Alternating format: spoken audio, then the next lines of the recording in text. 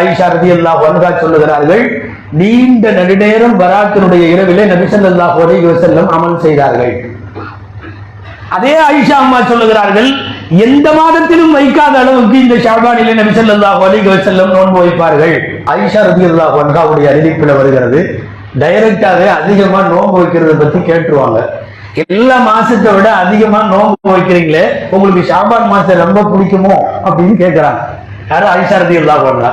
கேட்ட உடனே நபி ஸல்லல்லாஹு அலைஹி வஸல்லம் பதில் சொல்லுகிறார்கள், இன்னல்லாஹ கதப அலா குல்லி நஃப்ஸின் மய்யிதத்தின் தில்க ஸனா.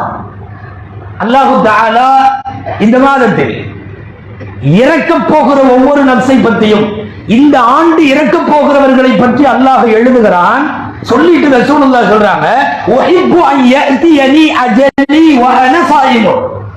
நான் நோன்பாளியாக இருக்கிற போது என் தவணை முடிவதை நான் ஆசைப்படுகிறேன். இந்த மாசம் பூரா ஏன் நோன்பு வைக்கிறீங்கன்னு கேள்வி.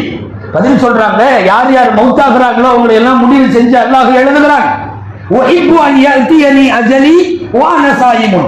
நான் நோன்பாளியாக இருக்கிற நிலையில் என்னுடைய அஜல், என்னுடைய தவணை முடிந்து போவதை நான் ஆசைப்படுகிறேன் என்கிறார்கள் ரசூலுல்லாஹி ஸல்லல்லாஹு அலைஹி வஸல்லம். சொல்லி